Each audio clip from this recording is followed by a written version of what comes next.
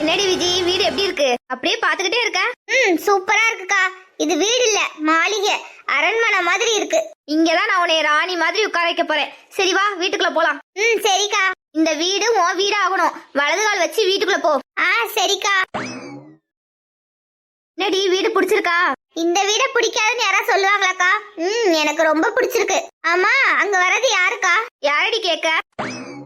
என்ன இந்த ஷில்பா நேத்து அத்தை கிட்ட அருணுக்கு கல்யாணம் பண்ணி வைக்கிறேன், பொண்ணு பாக்குறேன்னா இன்னைக்கு காலையில ஒரு பொண்ணோட வந்து நிக்கிறான்.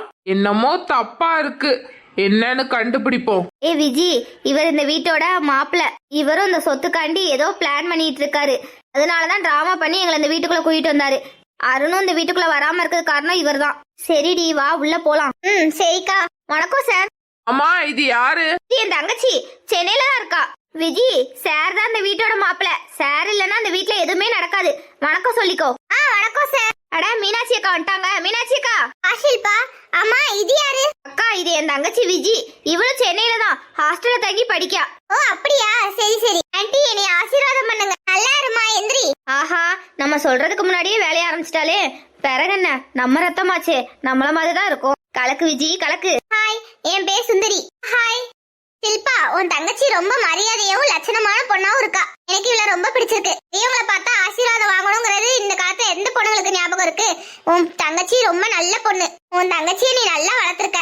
அவளை நான் என் கூட வச்சு கொஞ்ச நாள் தான் பாத்துக்கிட்டேன். மத்தபடி எல்லாமே அவளே கத்துக்கிட்டதுதான். நல்ல ஒழுக்கம் எல்லாமே அவளே கத்துக்கிட்டதுதான். அது மட்டும் இல்ல, அடுத்தவங்களுக்கு ஒரு கஷ்டம்னா தனக்கு வந்த மாதிரி துடிச்சு போயிருவா. அவ்வளவு நல்ல மனசுக்காரி. அக்கா, இப்ப எதுக்குக்கா இத பத்தி பேசிட்டு இருக்க? என்னோட பெருமையை பத்தி பேசுறதுக்காண்டி தான் இங்க கூட்டிட்டு வந்தியா? உங்களை பத்திர நல்ல விஷயங்களை சொல்றதுல தப்பு இல்லையே. அவங்க சொல்லட்டும். அப்படி சொல்லல, நம்ம பெருமையை நம்மளே சொல்லக்கூடாதுல்ல, அதனாலதான் சொன்னேன். பரவாயில்ல ஷில்பா, உன் தங்கச்சி நல்லா பேசுறாளே. ஆன்ட்டி, நான் ஏதாவது தப்பா பேசிதான் மன்னிச்சிருந்தேன் ஆன்ட்டி. நீ கரெக்டா தான் பேசுற. உன்னை எதுக்கு நாங்க மன்னிக்கணும்? அப்புறம் இவ எதுக்கு இங்க வந்தானா, நீங்க அருண் தம்பி இல்லாம ரொம்ப கஷ்டப்படுறீங்கன்னு சொல்லி சொன்னேன். அதனாலதான் உங்களை பாக்கிறதுக்காண்டி வந்தா. அருண் வீட்டை விட்டு போனதை நீங்க ஏங்க சொன்னீங்க? ஊர் பூரா தம்பட்ட போட்டு சொல்லிக்கிட்டு இருப்பீங்க போல. ஐயோ இல்ல சார், அப்படி இல்ல சார். எனக்கு அடிபட்டு இருந்துச்சுல, அதை பார்த்து என் தங்கச்சி கேட்டா. அதனாலதான் இந்த விஷயத்த சொல்ற மாதிரி ஆயிடுச்சு. மத்தபடி நான் வேற எந்த எண்ணத்துலயும் நான் சொல்லல சார். மாப்பிள்ள, நீங்க எதுக்கு கோவப்படுறீங்க? கோவப்படாதீங்க. உங்க அக்கா உங்களை பத்தியோ உங்க பையனை பத்தியோ ஒரு வார்த்தை கூட தப்பா சொல்லல. இப்ப கொஞ்ச நேரத்துக்கு முன்னாடி என்னை பத்தி எங்க அக்கா பெருமையா தானே சொன்னாங்க. அதே மாதிரிதான் உங்க குடும்பத்தை பத்தி எங்க அக்காவும் பெருமையா தான் சொன்னாங்க. தப்பாலாம் எதுவும் சொல்லல. அதனாலதான் உங்க எல்லாரையும் பார்க்கணும்னு ஆசையா இருந்துச்சு, அதான் வந்தேன். பரவாயில்லடி, நான் கூட உன்னை என்னமோ நினைச்சேன். பயங்கரமான ஆளால இருக்க, என்னம்மா பேசுற, என்னையே தூக்கி சாப்பிட்டுருவ போல. அக்கா சொன்னாங்க நீங்க உங்க பையனை பிரிஞ்சு இருக்கீங்கன்னு, அதான் உங்களை பார்க்கணும்னு ஆசையா இருந்துச்சு, அதான் வந்தேன். அக்கா என்கிட்ட சொன்ன விஷயத்த வச்சு நான் ஒரு விஷயம் உங்ககிட்ட சொல்றேம்மா. உங்க வயித்துல பிறந்தனால அவர் எந்த தப்பும் பண்ணிருக்க மாட்டாரு. எனக்கு நம்பிக்கை இருக்கு. அவரு சேரக்கூடியாதவங்க கூட சேர்ந்துதான் அந்த மாதிரி தப்பு பண்ணிட்டு இருக்காரு. மத்தபடி ரொம்ப நல்லவர் தான். நான் சொல்றேன், கண்டிப்பா உங்களை புரிஞ்சுக்கிட்டு சீக்கிரமாவே உங்க பையன் உங்ககிட்ட வந்துருவாரு. எனக்கு நம்பிக்கை இருக்கு. ரொம்ப நல்ல பொண்ணாலா இருக்கா. இந்த ஷில்பா பண்றது எனக்கு சரியாவே படல. அருணை பத்தி சொல்லிட்டு கிளம்பிடுவான்னு பார்த்தா இங்கேயே டேரா போட்டா. அது மட்டும் இல்ல, கூட வேற எவ்வளோ கூட்டிட்டு வந்திருக்கா. ஏன் இப்படி டிராமா பண்ணிட்டு இருக்காளுங்கன்னு தெரிய மாட்டேக்கி. எனக்கு தெரிஞ்சு இங்கேயே ஒரேடியா டேரா போட்டலாம்னு நினைக்காலோ என்னமோ. நமக்கு சாதகமா இருப்பான்னு பார்த்தா இவ வேற ரூட்ல போய்கிட்டு இருக்கா. இது சரியா படல. நீயும் உங்க அக்கா மாதிரி நல்லா பேசுற. சரிம்மா, வா வந்து உட்கார்ந்து சாப்பிடு. சரிங்க ஆண்டி, வாரேன். சுந்தரி, சாப்பாடு ரெடி ஆயிடுச்சா? இன்னும் 2 நிமிஷம் ஆகும் நாங்கம்மா.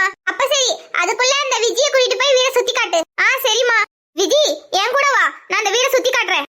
சரி, இந்த வாரேன். சரிடி, நீ வீட சுத்தி பாரு. நான் உள்ள ஏதாச்சும் வேலை இருந்துச்சுன்னா நான் போய் பாக்கேன். சரிக்கா. அந்த ரூம் யார் ரூம்? அது என் தம்பி அருண் ரூம். பாக்குறியா? பாக்கலாமே. பாத்தியா ரூம் எப்படி இருக்குன்னு? ரூம் சூப்பரா இருக்கு. அம்மா, அந்த போட்டோல இருக்குது யாரு? அதான் என் தம்பி அருண். சுந்தரி, இங்க வா, உன் பையன் அழுதுட்டு இருக்கான் பாரு. சரி, நீ பாத்துக்கிட்டு நான் அந்த கீழே போய் என் பையனை தூக்கிட்டு வரேன். சரிங்கக்கா. இவன் அந்த கல்யாண மண்டபத்துல இருந்தவன் தானே? ஓஹோ, இவன் தான் அந்த வீட்டோட வாரிசா? இவனை கல்யாணம் பண்ணிக்க சொல்லிதான் எங்க அக்கா என்னை இங்க கூட்டிட்டு வந்திருக்கா. பாத்தியாடா, நீ அன்னைக்கு என் கல்யாணத்தை நிப்பாட்டின. இன்னைக்கு நான் உன்னைய கல்யாணம் பண்ணிக்கணுங்கிற நிலைமைக்கு உன் வீட்டுக்கு வந்திருக்கேன். அந்த பூஜா உன்னைய மயக்கி வச்சிருக்காளாம். அவகிட்ட இருந்து நான் உன்னை பிரிக்கணுமா? பிரிக்கிறேன், உங்க 2 பேரையும் பிரிக்கிறேன். பிரிக்கிறதுக்காண்டி தானே இந்த வீட்டுக்குள்ளே வந்திருக்கேன். இனி ஏன் ஆட்டம் தான். இனி நான் பண்ண போற ஒவ்வொரு விஷயமும் உங்களுக்கு எப்படி இருக்க போறேன்னு மட்டும் பாரு. பாரு.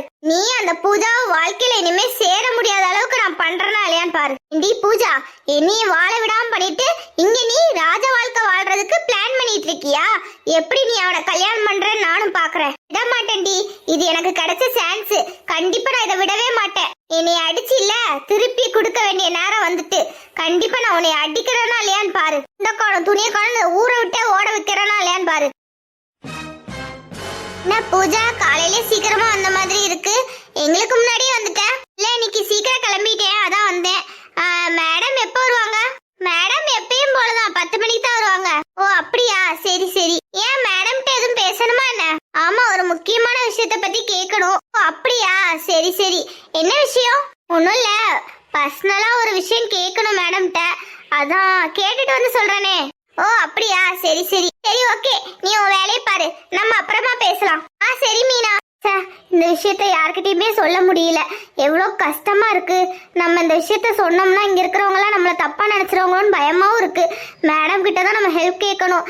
எப்படியாச்சும் மேடம் நமக்கு உதவி பண்ணாங்கன்னா ரொம்ப நல்லா இருக்கும். தங்கச்சியோட ஹாஸ்பிட்டல் செலவு, அம்மாவோட ஆப்ரேஷனுக்கு மேடம் ஹெல்ப் பண்ணாங்கன்னா ரொம்ப நல்லா இருக்கும். நான் வந்து 2 வாரம் தான் ஆகுது. இப்போதைக்கு அட்வான்ஸ் ஏதாவது கொடுத்தாங்கன்னா நல்லா இருக்கும். சரி மேடம்கிட்ட கேட்டு பார்க்கலாம். என்னாச்சு பூஜா, ஏன் இவ்வளோ டென்ஷனா இருக்கா? மேடம் கிட்ட எப்படி கேட்க போறேன்னு தெரியல. கேட்கறதுக்கே பயமா இருக்கு. நான் சாதாரணமா ஏதாவது கேட்க போனாலே கத்துன்னு கத்துவாங்க. இப்போ இவ்வளவு பெரிய அமௌண்ட் கேட்க போறேன்னா ஐயோ என்ன சொல்லுவாங்கன்னா தெரியலையே, பயமா இருக்கு. சரி மேடம் வந்துட்டாங்க, உள்ள போய் கேட்கலாம். Prakash, good morning. Good morning Arun. அங்க பாருங்க பூஜாவை எவ்வளோ டென்ஷனா இருக்கான்னு. ஏன் என்னாச்சு தெரியல, நானும் கேட்கல. ஆனா ஏதோ டென்ஷனா இருக்கா. நான் வேணா போய் கேட்கட்டா? வேண்டாம் வேண்டாம், நம்ம ஏதாவது போய் கேட்டோம்னா அதுக்கு எப்படி ரியாக்ட் பண்ணுவானே தெரியாது. அவளே வந்து சொல்லட்டும், பாத்துக்கலாம். என்ன பூஜா, நான் உன் கூட இருக்கேன். நீ என்கிட்ட எந்த விஷயத்தையுமே சொல்லவே மாட்டேங்கிற. உனக்கு என்னதான் பிரச்சனை?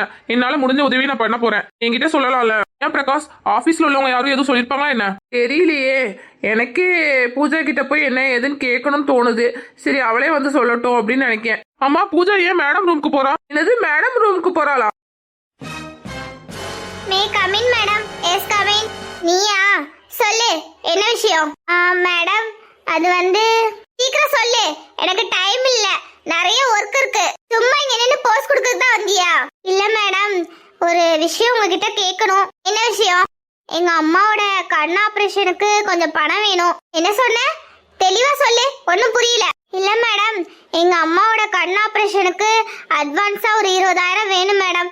கொஞ்சம் இருந்தா ஹெல்ப் பண்ணுங்க மேடம். ஏய் பட்டிக்காடு, என்னை பார்த்தா எப்படி தெரியுது? இங்க வேலைக்கு சேர்ந்து எத்தனை நாள் ஆகுது? அட்வான்ஸ் வேணும்ல? அட்வான்ஸ் அதெல்லாம் ஒண்ணும் கிடையாது, கிளம்பு. ஒழுங்கா போய் வேலையை பாரு.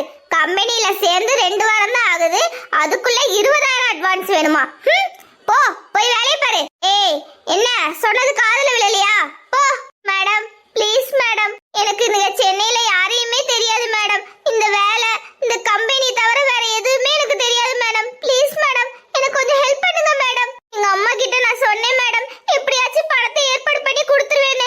ப்ளீஸ் மேடம், இந்த ஒரு தடவை ஹெல்ப் பண்ணுங்க மேடம். Please madam. மேடம், என் சம்பளத்துல வேணா புடிச்சுக்கோங்க மேடம். இந்த உதவி மட்டும் பண்ணுங்க மேடம். முடியாதுன்னு சொல்லிடாதீங்க மேடம். உனக்கு கொஞ்சமாச்சும் அறிவு இருக்கா? நீ 3 மாசம் ட்ரைனிங் தான் வந்திருக்க. சேலரி அட்வான்ஸ் வாங்குறதுக்கு உனக்கு எலிஜிபிலிட்டியே கிடையாது. காலையிலேயே உயிரை வாங்காத, இங்க இருந்து போ. மேடம், உங்களை விட்டா வேற யாருமே எனக்கு ஹெல்ப் பண்ண முடியாது மேடம். Please madam. ஐயோ, திரும்ப திரும்ப அதையே சொல்லிட்டு இருக்க. இப்படி இங்க நின்னுகிட்டே இருக்காத. கண்டிப்பா உனக்கு கிடைக்கவே கிடைக்காது. போ இங்க இருந்து. முதல்ல வேலையை பாரு, அதுக்கப்புறம் வந்து சம்பளத்தை கேட்கலாம். சரியா? போய் வேலையை பாரு. முதல்ல உன்னை கேட்கறதுக்கு முன்னாடி அதுக்கு நமக்கு தகுதி இருக்கான்னு ஃபர்ஸ்ட் யோசிச்சு பார்க்கணும். எப்படி வேலை பார்க்கணும், போன ஈவென்ட்ல என்ன தப்பு பண்ணோம், இந்த ஈவென்ட்ல என்ன தப்பு பண்ணக்கூடாது, அத பத்தி யோசிப்பியா? அதை விட்டுவிட்டு சேலரி வேணும், அது வேணும், இது வேணும்னு என்கிட்ட வந்து நின்னு கேட்டுட்டு இருக்க. போ வேலையை முதல்ல ஒழுங்கா பாரு. அதை விட்டுவிட்டு ஏமாத்துறது எப்படி, காசு வாங்குறது எப்படின்னு யோசிச்சுக்கிட்டு இருக்கா. மேடம், உங்களை தவிர வேற யாரையுமே எனக்கு தெரியாது மேடம். ப்ளீஸ் மேடம், கொடுத்து ஹெல்ப் பண்ணுங்க மேடம். கம்பெனி ஸ்டாஃபா அட்வான்ஸ் வாங்குற தகுதி உனக்கு கிடையவே கிடையாது. அத முதல்ல புரிஞ்சுக்கோ. இங்க பணம் தேவைப்படாதவங்க யாருமே இல்ல, எல்லாருக்கும் பணம் தேவைதான். அதுக்காட்டி எல்லார்கிட்டயும் போய் கையேந்தி நின்னுட்டு இருக்க மாட்டாங்க. அப்படி கையேந்தி நின்னா அது அசிங்கம். அத முதல்ல புரிஞ்சுக்கோ பட்டிக்காடு. சும்மா எப்ப பிரச்சனை வரும் மத்தவங்க கிட்ட ஹெல்ப் கேட்கலாம் அப்படி நினைச்சிட்டு இருக்காத. உன் பிரச்சனையை நீயே பாரு. மேடம் பெரிய புத்திசாலியாச்சே, போய் நீயே சமாளி. Madam madam madam madam. Pooja, நீ ரெஜினா மேடம் கிட்ட பேசினதை நாங்க கேட்டோம். அம்மா ரெஜினா மேடம் கிட்ட போய் நீ எதுக்கு 20,000 பணம் கேட்ட? என்ன பிரச்சனை? சார், தங்கச்சிக்கு பிசியோதெரபி பண்ணி ஆகணும். அதுக்கு டாக்டர் 20,000 பணம் வேணும்னு கேட்டாங்க. அதனால தான் சார் மேடம் கிட்ட போய் கேட்டேன். பிசியோதெரபி பண்ணலனா என்னோட தங்கச்சியால எந்திரிச்சு நடக்கவே முடியாதா? அது மட்டும் இல்ல சார், எங்க அம்மாவுக்கு கண் ஆபரேஷன் வேற பண்ணணும். அதனால சார் மேடம் கிட்ட போய் அட்வான்ஸ் பணம் கேட்டேன். உனக்கு தகுதி இல்லைன்னு சொல்லி அனுப்பி விட்டாங்க. பூஜா, நான் உனக்கு உதவி பண்ணுவேன், ஆனா என்னோட உதவி நீ ஏத்துக்க மாட்டியே. தன்மானம் முக்கியம், அது முக்கியம், இது முக்கியம். ஷோ, இப்ப என்கிட்ட உதவியும் கேட்க மாட்டா. எனக்கே பூஜாவை பார்க்க ரொம்ப கஷ்டமா இருக்கு.